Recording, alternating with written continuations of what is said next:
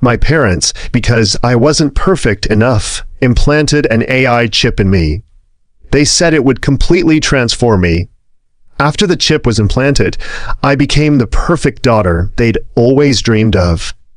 But the side effect was that every day, I'd forget something. I forgot the taste of Mom's homemade soup. I forgot my favorite video game. I forgot my childhood friends. Eventually, I forgot my parents. When I saw them again, my eyes were smiling, but I spoke in a cold, mechanical voice. "Excuse me, who are you?" They froze. They stared at me, speechless for a long time after I said that. Mom's voice was a little impatient. "Lily, what act are you putting on now?" I searched my memories, but there was nothing there. I genuinely didn't recognize them. So I firmly shook my head. That's correct. "Lily." Dad's face darkened instantly. "What kind of joke is this?" "I know." He frowned, as if something occurred to him.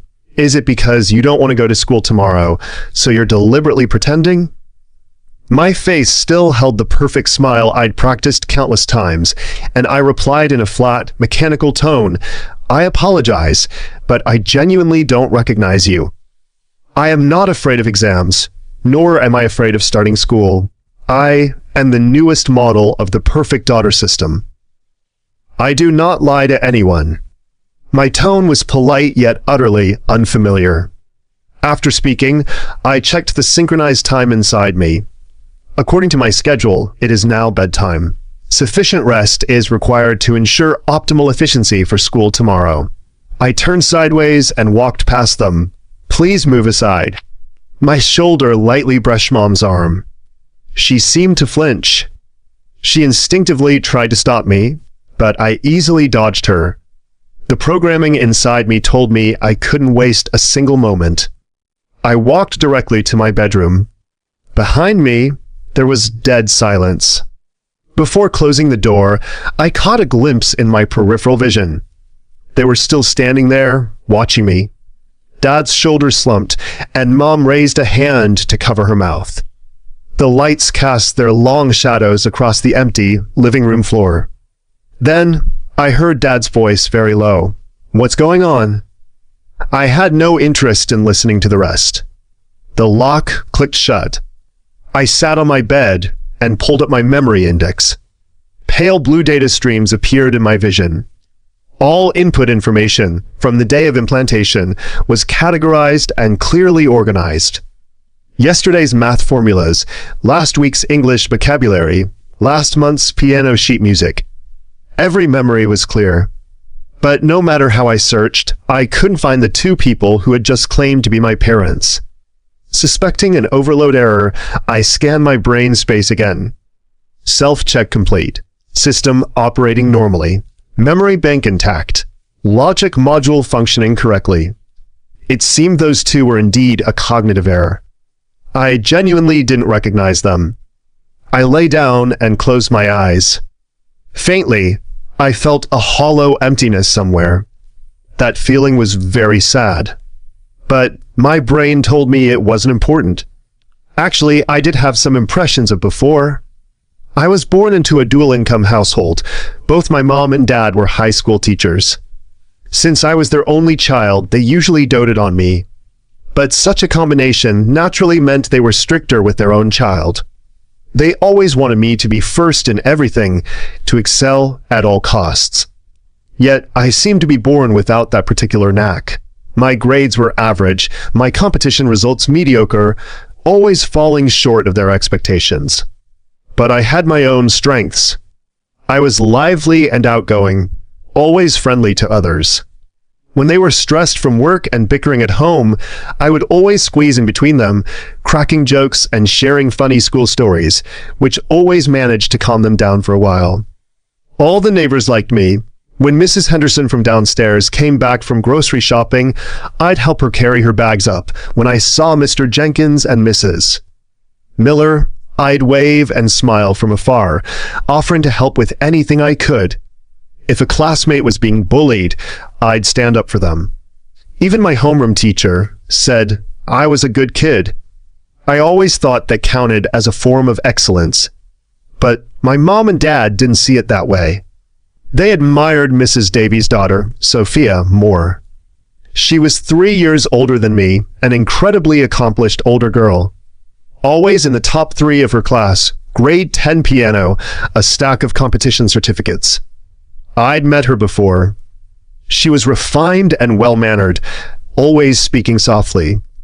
But I always felt she lacked a certain spark. She always spoke in a rigid, textbook manner. To be honest, I didn't dislike her.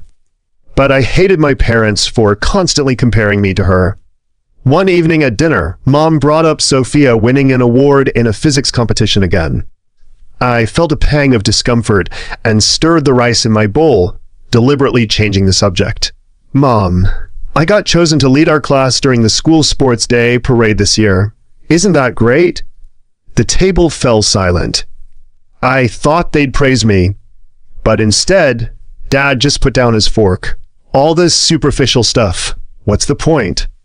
Mom chimed in, exactly. We don't need that. We need solid grades, rankings, achievements like Sophia's that we can show off. I hadn't expected such a response, and my heart felt like it had been pricked by a tiny needle. I tried to explain, but I'm trying to. We don't need you to try. Dad cut me off, his voice not loud, but it felt like a heavy stone. We need results. Results like Sophia's. Later, they even went to Mrs. Davies to seek advice, asking for her secrets to success. Mrs. Davies confidentially told them that Sophia used to be disobedient too, but then she found someone to get her the latest AI chip. After it was implanted, her child could grow exactly as the parents envisioned. She even claimed the chip was government-developed, capable of eliminating all ineffective emotions and distractions. My parents were swayed. They paid a hefty sum to Ms. Peterson to get this chip. And it was Sophia who told me about it. That day after school, she stopped me in the hallway, her eyes filled with an urgency I'd never seen before. My mom lied to you guys. Remember, absolutely do not let them implant that chip in you, she whispered, speaking very quickly. Listen to me, don't under any circumstances. I was stunned. It was the first time I'd seen such a vivid expression on her face. What? I asked instinctively. She gripped my hand, explaining word by word. It's that AI chip my mom gave your parents, the one that's supposed to make you obedient. Then, she took a deep breath, leaned closer, and lowered her voice even more. That thing will erode your brain. Once implanted, you won't be you anymore.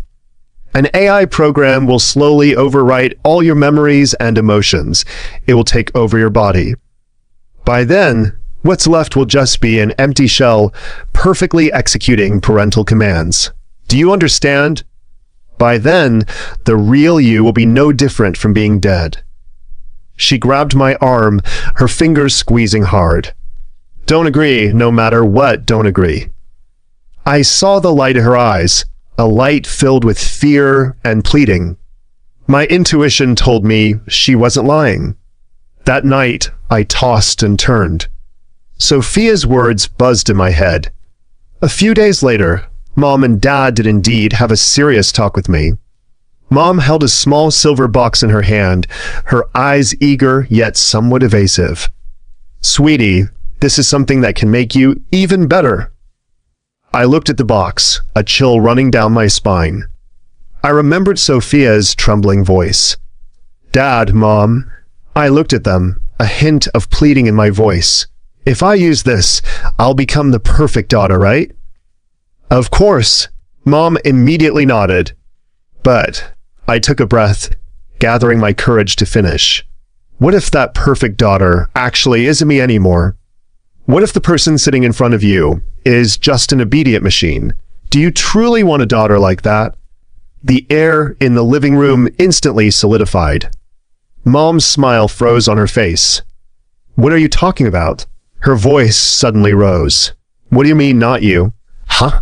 Isn't it still your body? Mrs. Davies said this chip is absolutely safe. It's just a tool to help you learn. But Sophia said, Sophia is jealous. Mom cut me off, her face red. She's afraid you'll surpass her. Can't you see that? How much effort have we put into you? Huh. Are you just going to let outsiders provoke you? Dad stepped forward, his face pale with anger. I think you just don't want to work hard. You're making up these twisted excuses. I'm not. I tried desperately to explain, but they wouldn't listen to a single word. You're just lazy, selfish. Mom shrieked, tears welling up. We've planned everything for you, and this is how you repay us? Do you want to be a failure your whole life? Hearing such accusations, I suddenly had nothing to say. After a long silence, Mom suddenly knelt down, her eyes level with mine. Her eyes were red. Mom has been a teacher her entire life, and she's taught so many students. Her voice began to tremble. I always wanted to prove through my own child that my education was right, that it was successful. Our expectations for you were too high, seeing you so ordinary. We worried, we feared that we weren't doing enough. Please, Lily. I saw the desperate yearning behind her tears. In that moment, I suddenly understood everything. They didn't love me. They loved the perfect educational dream they wanted me to fulfill. My chest felt squeezed by something, a bitter, swelling ache. But it was okay. I loved them. I understand. That sour feeling got stuck in my throat, but I swallowed it down. If that's what you want.